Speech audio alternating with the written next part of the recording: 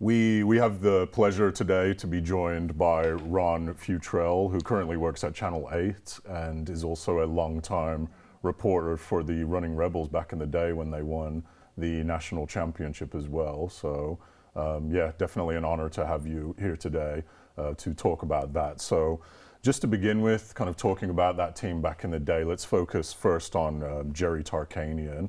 His as far as his like philosophy and that, like what made the Runnin Rebels team so great? Like what was it about his philosophy that made the team so great? Okay, first, Chris, my pleasure. Glad to be here and do this, talk about something that was such a dynamic thing in this community. I mean, it was the passion, the heart of the community. What made the Rebels so great? It comes down to Jerry Tarkanian and Tim Gergerich as coaches and their philosophy behind, there's a number of things that I could put in here. Aggressive defense. They understood this first and foremost in college basketball, that the way to score points, and it seems antithetical a little bit, but the way to score points is have a great defense. And they proved it. They showed it. You look all through history, and they've got the highest scoring teams in college basketball history because their amoeba defense, or aggressive man-to-man defense, would steal the ball. You're on the fast break. You're running down the court. You're running Rebels. And so that was the way that they played.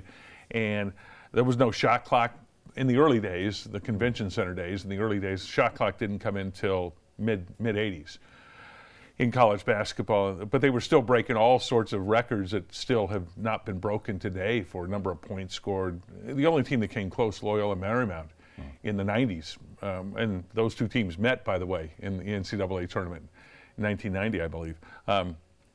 But that was one thing that they practiced hard. They made their players practice hard, like they were in practice. They also had a philosophy of, Tark had, when he would set up a lineup, he would have 8 players that would be his guys that would be on the court. And the rest of the team would be what he would call practice players. And I can go down the list and tell you who is who, but you can pretty much figure it out. You can see the roster and you see who's on the bench. But what he did was, because he didn't get blue chip recruits, he'd get JUCO guys. Larry Johnson was a JUCO guy, went to SMU and then later Odessa Midland. He rarely got 5-year guys or 4-year guys that would play at UNLV. It was usually JUCO guys that no other schools didn't want, and he turned them into better players once they got here. And a lot of that was Tim Gergerich too, one of the great NBA assistant coaches. Was they made their players better when they got here. Now, with this philosophy of 8 guys, the rest of the guys being practice players, he wanted guys that would practice hard and would push. Ask Larry Johnson about how Dave Rice pushed him in practice every day, and Larry's got nothing but glowing things to say about how Dave would just kick his butt. And, he wasn't a better player than him. Nobody would say that, but he would make him work hard in practice, and that's what the practice players were there to do. And Tark would promise them that, okay, you're not going to get playing time unless we're up by 25, which they were often. But you're going to go for a fun ride. You're going to go deep in the NCAAs. You're going to have a great experience. You'll get a college degree. You'll have, Dave was a Rhodes Scholar candidate. So you'll have these great experiences. But in opposition, you've got schools like Kansas, North Carolina, UCLA in their heyday. They'd get a dozen blue chip athletes.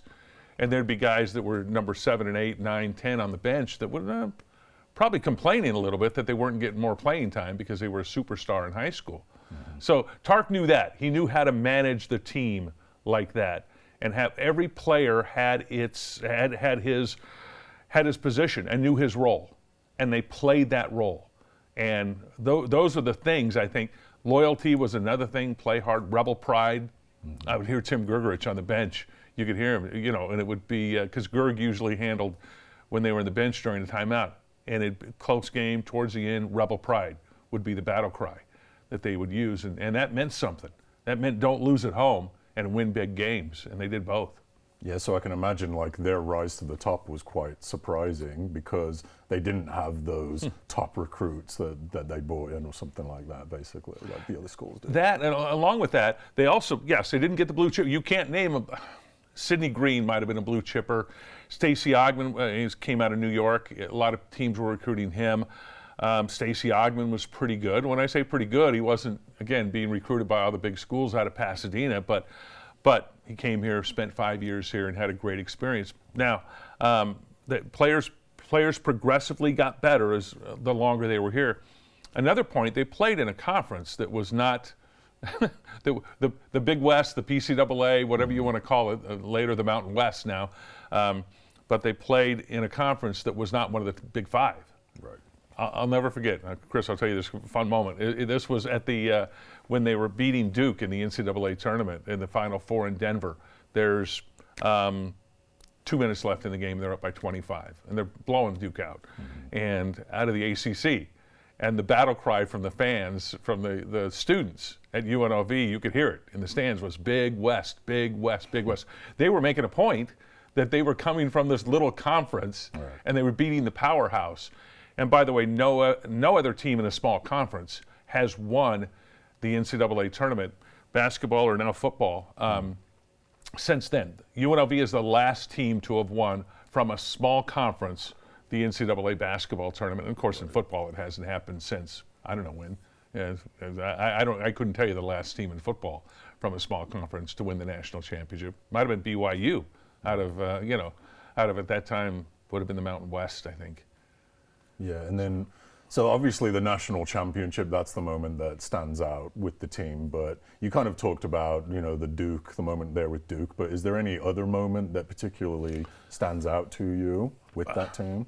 On the road with that team, going on the road and seeing them play, I went to Arkansas when it was Arkansas number 1 and number 2 against the Rebels, playing there in, I think, Smith Fieldhouse, whatever the arena was there, Fred Smith's place in Arkansas, and that was a great Arkansas team, and the Rebels ended up beating them going away, and it was number 1 and number 2 during the regular season. That was a flashpoint. Going to arenas in the Big West or the PCAA back then, Fresno State, Santa Barbara, Pacific, Fullerton State. These were, at the time, for the most part, they were overgrown high school gyms, seating 2,000 to 4,000 people. But they would cram as many as they could in there, 6,000. So you had students lined all over the place, like wall to wall, to see the Rebels come play on the road in these little tiny, and of course the schools in the big conference would make that laughable and say, wait a second, we've got these large arenas we're playing in. Thomas and Mack, 18,000. So the Rebels had that. But when they'd go play in those small gyms, it was fun to watch because the students would be right in their face while they're playing. That was pretty intimidating. But I think the Rebels got stronger through that stuff. They enjoyed that stuff. They relished that stuff. I can still see Larry Johnson smile, when he's driving baseline and dunking on somebody and a fan's right there in his face, and he's smiling at him going down the court to block another shot. So, yeah, there were plenty of great moments. Went to Hawaii with the team in '88. They played in the Maui Invitational, and that was fun. That was another small gym that they played in over there in Maui, in Lahaina. And it was another great atmosphere there and great time. I remember going into, they were holding a study hall. Greg Anthony was the point guard out of Rancho High School here in Vegas. Went to Portland State, by the way. Was probably a better football player. I covered him as a football player. Won the state championship in football. Think Greg Anthony, green, at Rancho High. He wore number 7, so he looked like Michael Vick. And he played like Michael Vick, okay? So that was Greg Anthony as a football player, but he goes to Portland State as a basketball player, and Tark brings him back here to Vegas to play and lead the team to a national championship. Anyway, so they're having a study hall there, and I talked with Lois Tarkanian, and I said, hey, I'd like to come in and do a story on the team, how they're doing study hall while they're on the road in Hawaii for this 8 days over Thanksgiving. And so Lois said, sure, come in. Here's our room number. Come in. And went upstairs and went to the room. And me and the cameraman walk in the door. And Greg knew me, knew us, and knew who we were. He said, what are you guys doing here? I said, well, we just want to shoot some video. I looked over at Lois. He said, no video of this. I don't want any video. No, we're not shooting video of this. His point, and later in talking to Greg about it, his point was he didn't want to, even though they were doing it, they were holding a study hall, and that's what they were doing. He didn't want that pub. Publicity over that. I'm not here to show somebody that I'm doing study hall. We're just going to do study hall. and which sort of bucked the image, the national image that people had of the Rebels. But it was sort of interesting, an interesting experience. Greg, no, we don't need that. Where if he were a PR guy, he would have said, "Oh yeah, let's do. Here's what we're studying. Here's our study hall stuff." So I could go on for another hour on different things like that, but we'll go but yeah, different experiences. So speaking of their image, like I can imagine their image was probably bad amongst the media. Was it kind of similar to like, you know, the Michigan, the Fab Four, or was it kind of similar to that? Or? Well, a little bit, even more so, I'm going to say, than what, because they were before the Fab Four. The Fab Four liked fashioning themselves at Michigan, the Chris Webber, the Jalen Rose. After UNLV basketball, they wore the baggy shorts, you know, because the Rebels were the first to do that. So, yeah, their image, okay, the Duke 1990 game, when they won by 30 points, 103-73 in Denver in McNichols Arena. At that game, prior to the game, the battle cry there was good guys, bad guys. And it was real clear who the good guys and the bad guys were. Mm-hmm. You know, the media was perpetuating this image of who they were. And I remember, again, another conversation with Greg Anthony in the hallway, and I'd mentioned to him, I said, Greg, I said, you know, the national media is all here. This is the pregame press conference for UNLV versus Duke that they held on the Sunday before the Monday night game. So it was a final press conference.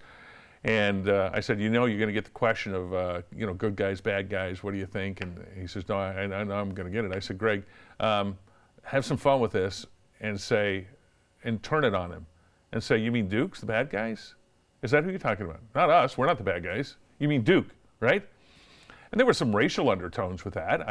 There was no question about that. I think there was, that the national media perpetuated wrongly. But okay, that's sometimes what the media does. In this case, they did. And the Rebels, again, sort of, well, they're Rebels, okay?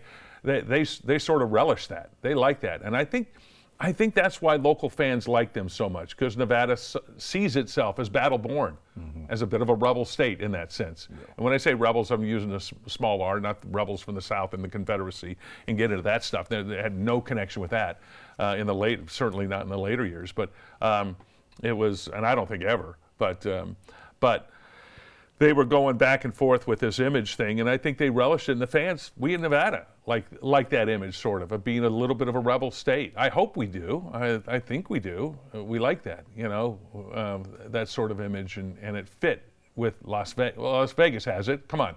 You can't be Sin City and not have a little bit of humor about who you are, right, and go and relish that image and go, okay, yeah, we are. But we're going to church on Sunday, okay, you know, or we still live our lives as a normal family and a normal relationship like we're in, you know, Des Moines, Iowa, but we still will relish at times a rebel image. I think that basketball team in that time personified Las Vegas and Nevada in so many ways. Mm-hmm, for sure. So we talked about the national championship. Then the next season, obviously, they're so close to being unbeaten that season, and then the loss to Duke happens. So, like, just being around here, what was the magnitude of that loss? Like, how much was it felt by the community? We're 32 years later. 31 years later, I still have people talk about it. All right. Okay, so let's go there. And they'll talk about the national championship too. But that Duke-UNLV rivalry was one of the great rivalries in college sports ever. Bleacher Report has that UNLV basketball team, the 91-92, those two seasons, as the number 2 all-time college basketball team. Number 1's the UCLA team with John Wooden and Kareem Abdul-Jabbar, then Lou Alcindor. Okay. The Duke team is number 5 on that list. They won back-to-back championships. Duke won the year they beat UNLV, and then they won the following year. Yeah. So that was those were 2 college basketball teams meeting in their prime. And I remember watching the end of that game and seeing how it ended, what happened at the end when UNLV lost. And I was sitting next to who's now a big-time national broadcaster, Colin Coward, who was working at Channel 3 at the time. And he and I just looked at each other, and I said, Colin, we just saw 2 of the greatest college basketball teams ever meet. Like back-to-back years, we've seen these 2 teams play each other, and you didn't have that normally. You can't have the 66 UCLA team play the the 86 Kansas team. You can't have that. Right. It just doesn't happen because of the nature of college sports. But this was two of the greatest teams ever meeting in their prime. So it created, that team went 34-0, and in virtually every game they won by 30 points. I don't know what the average was, but it was close to that. If it was 28, it might have been that. But they blew everybody out, and they were winning. They went into that game. Now, sports betting wasn't legal on college athletics in Nevada at the time, but the illegal bookies had it at about Rebels favored by 8 points. I think it was 7 or 8 points. And I did ask one guy, I said, if you knew Duke was that good and they'd won back-to-back titles, that number would have been 2 or 3, where it ended up at 2. So it shocked a lot of people. It shouldn't have been as much a shock when you look at how great that Duke team was. Yeah. And so I'm going there. And I'll never forget one of them. I'm going to say 2 moments that stand out. One's on video. You can see it on YouTube. And that was when UNLV beat Duke by 30, the record that still stands, largest margin of victory in a championship game, only team to win and by 30 points and score more than 100 points in a game, which they did, 103-73. Mike Krzyzewski comes into the Rebel locker room, and he sees Stacey Ogman there. We have it on tape. Wow, you guys played the greatest game I've ever been. Congratulations, you guys are great champs. I'm going, I'm shocked here. He just lost by 30 points. He just got creamed by UNLV, and I gained great respect for Krzyzewski when he did that. Following year, I gained even more respect for him. And I know a lot of Rebel fans don't like Duke and don't like Krzyzewski. Okay, I get that. But these 2 experiences made me a fan. The second one was during the news conference when UNLV lost to Duke by 2 points in Indianapolis. And you have the big blue curtains behind Krzyzewski, and he's up there getting ready to start his press conference. And before it actually started, he looks over to his right and he describes to us the sight that he's seen. He said, I'm seeing Larry Johnson, Stacey Ogman, and Greg Anthony over there shaking hands with Grant Hill, Christian Laettner, and Bobby Hurley, and they're having this moment, together off camera that you can't see because one group was coming on while the other was coming off and stuff. He said, I've got to tell you this. He says, and this is important, if you guys don't write anything else, and you guys have written all your good guys, bad guys, all this stuff for the last 2 years about this matchup, he said, never have I seen, and I'm paraphrasing, but never have I seen a team act more like a champion and better like a champion and as a greater champion as I've seen UNLV act in both great victory and in defeat. He said, because now I see them with their toughest loss and they're acting like champions. He said, write that, will you? Put that down there. Make sure your readers understand and know that, because I've seen them in both and they've acted like great champions both times. And I thought, okay, he didn't have to say that, but he did, and he meant it. He was sincere. Coach K didn't have to say stuff he didn't believe, but that was a fun moment of there in the second time during that loss. But it did shocked a lot of people. You still hear people talk about it. There were rumors spread about it that were untrue by the media, largely by the media, about what happened during that game, and put it on the front page of the newspaper here in town. And it was just totally untrue and was unfounded. And later we found that out, but there was never a retraction. And that was awful, the way that many times the media, national media and local media, treated UNLV and created lies about them at times, many times. And then just kind of after that loss, obviously there's a transition period where all these guys are now going to the NBA, Larry Johnson, Stacey Ogman, they're all going to the NBA. So kind of building up to that draft, how obvious was it that Larry Johnson was going to be the #1 pick? Because I know, Kenny Anderson was in that draft, Dikembe Mutombo, all these other big names. But was it amongst the media? Was it obvious that Larry Johnson was going to be? Well, you knew #1? he was going to be pretty high. You certainly knew that 3 guys were going to go. 3 ended up going in the top 12. Right. Larry, Stacey, and Greg. Mm-hmm. Greg was the 12th pick by the Knicks. Right. And they all wore #2, by the way, their first year in the NBA and throughout times of their NBA, as dedication to Tark, who they had an old picture of Tark where he played at Fresno State, and he had the #2 on. So they all went and they agreed that we're going to wear the Tark's jersey number when we go into the pros, which they did. Yeah. And two was not taken by too many players. It's not a real common number in the NBA, but they all wore it. Anyway, yeah. Well, the summer before, let's go back. In between those 2 years, the big question was whether they were going to stay. They were juniors, but they all decided to stay their senior season. And then, that was a pretty exciting time. I mean, the draft, to be able to see that. It's never happened before with UNLV, and it's not going to happen again, not in my lifetime, certainly. I hope it does. It'd be fun to see that happen, to get at that level and be that good. Anthony Bennett went number 1. Well, and I don't know too many people even want to remember that one, but because that didn't work out too well. But that being said, it was, and it was in that off season for UNLV after they had lost to Duke, when again 34-1, and then all hell broke loose in town. Then it became the battle. The battle had already been happening between Jerry Tarkanian and Bob Maxson, which politically was 5 years of hell in this city, and it really was. And the students were used as pawns in this pissing match between the coach and the president of the university. And Tark didn't. Tark always said, I don't want this. I'm not here to fight with anybody. I just want to win basketball games and do that. And then Bob Maxson, to his part, was saying, well, you know what, we love. Wait, hold on. Let me do my Bob Maxson. We love our coach, Jerry Tarkanian. He's a great coach. He's a good friend, and he's from Houston. So we really want him. We these people that are saying, I don't want Jerry Tarkanian here, I don't know what they're saying. Well, behind the scenes and underground, he was manipulating things to remove Tark. And he clearly was doing it. There's no question. Now there's no question about it. There was a question at the time. People would deny that there was a, if you will, conspiracy theory to get rid of Tark. But there clearly was. Now everybody knows it. And that was done because, I believe, because he wanted power in the community. He wanted, it was the most powerful thing in this community, Rebel basketball. Nothing beat it. Casino industry is great. It does what it does, but it doesn't really unite us as a community. It serves as it's the engine that fuels a lot of things in this town, the tourist industry.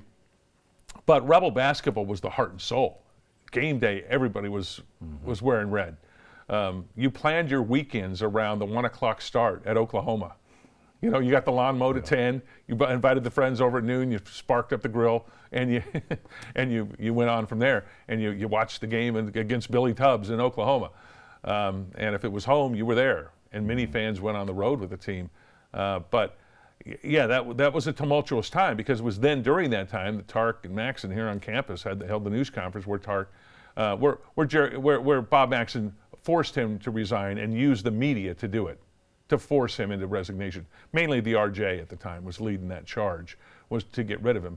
And they were printing inaccurate, false stories on a regular basis about Tark.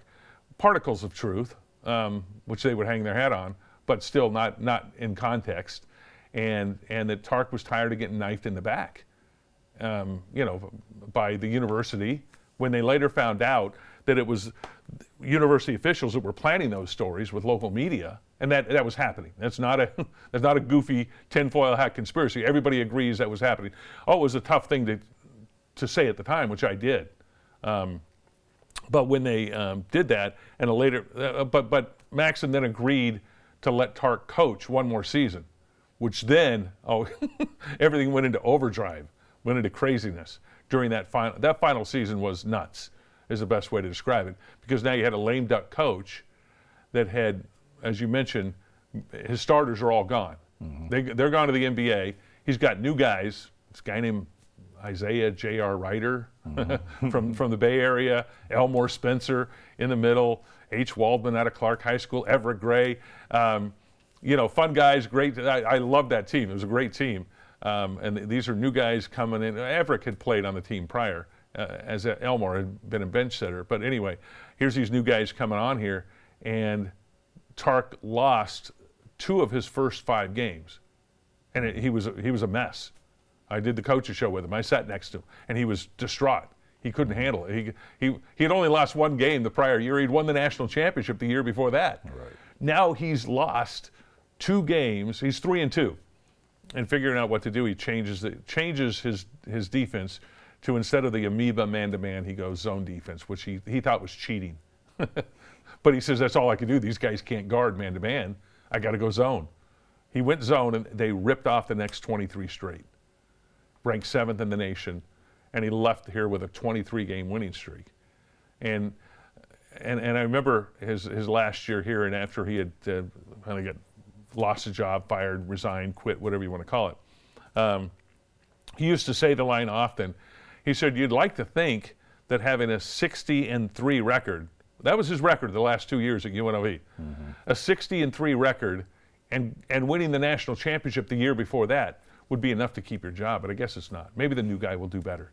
And that was Tark. So he had a sense of humor at times that was endearing, and that's why people sort of liked him, because he was just that. He was all shucks a little bit to him. But, you'd like to think 16-3 would be enough to keep your job. I think they'd be happy with that today at UNLV. Yeah. And then Rolly Massimino was hired, and that turned into a mess, and it went straight. I remember when Rolly got hired, I said the great thing about Rolly Massimino coming to UNLV is he's got a lot of NIT experience. This is a coach with a lot of NIT experience, which was a bit of a jab at him, certainly, because UNLV was used to going to the NCAA tournament, not the inferior NIT. Well, first year here, Rolly takes them to the NIT, and they lose in the first round of USC and have an academic scandal with J.R. Ryder and Rolly Massimino, and then all hell broke loose. But now, I don't think there's a crazier story in college basketball than this story. Seriously, I hope there's not, because it's tragic in so many ways. How you can rise a program, get a program, you can build a dynasty, as was built here. And it wasn't, UCLA was already built. UCLA was, John Wooden built it, certainly. But Kansas, Duke, Kentucky, go through the list of all these great college basketball teams. It's hard out west to build a dynasty. Lute Olson came close at Arizona, but Tark built a dynasty here. And the community loved it, and then it was torn away and ripped away. It didn't have to be, but it was.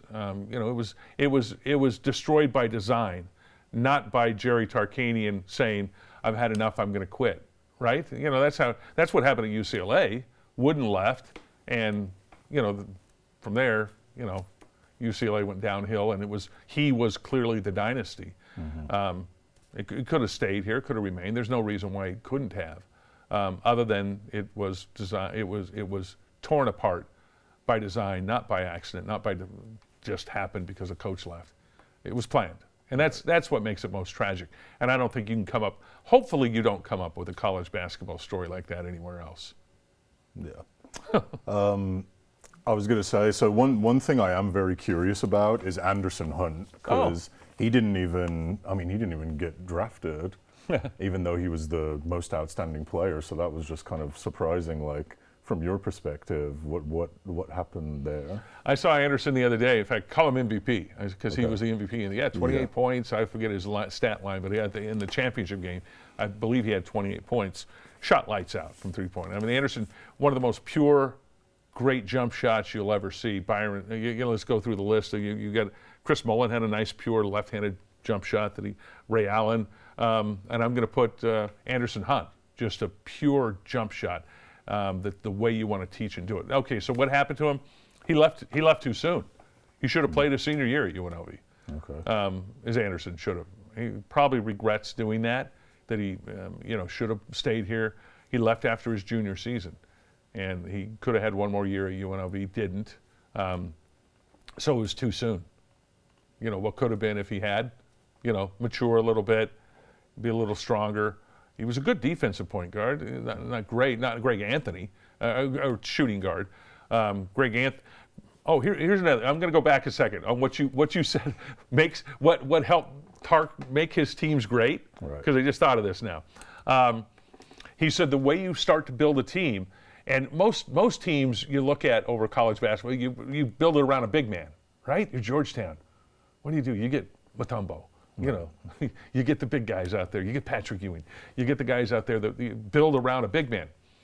No, Tark says you build a team around a defensive point guard. So I sit there and go, okay, yes, because if your point guard can't stop their point guard, then you're playing 5-on-4 in the half court all the time. Well, think about that. He's right. He's absolutely right. And that's where Mark Wade in '87. Mark Wade was not a great shooter. He's a great passer, but he was a great defensive point guard. That's why he played over John Welsh in sort of a deep cut in those games. Another Rancho High guy, by the way, John Welsh, and a great NBA assistant out of UNLV. What Tark said was he built the first thing he always looked for was a great defensive point guard. If you don't have that, your defense falls apart on the court. So sorry, I digressed a little bit on that one, but Anderson Hunt made me think about that and what way that Tark would structure his team around when he'd look for role players. And again, back on every player knew their specific role that they were going to be. Moses Scurry, you're getting rebounds, buddy. Go in there, be a madman, be a force. Don't need to score much. Let Larry score. You got Anderson. Kick the ball out to Anderson. You go in there and get rebounds. Okay. Moses got rebounds. Greg was a scorer. Greg was a great multi-purpose guard. He was a great scorer. He was great ball handler, passer. But what he was best at was playing defense on the point guard. Watch NBA games today, or college games if you want, and see how that's missing, what I just said there. And you'll see it exactly. NBA, come on, point guards don't bother playing defense anymore. John Stockton might be the last great defensive point guard in the NBA, and great he was. They don't bother because they're not concerned about that. They want to get down to the other end and score points. But Tark instilled that in his players. I wish Anderson Hunt had stayed another year. That would have been fun. All right. Well, yeah. Thank you, Ron. Okay. We'll wrap it up there. But thank you for coming in. We really appreciate it. It's my pleasure. And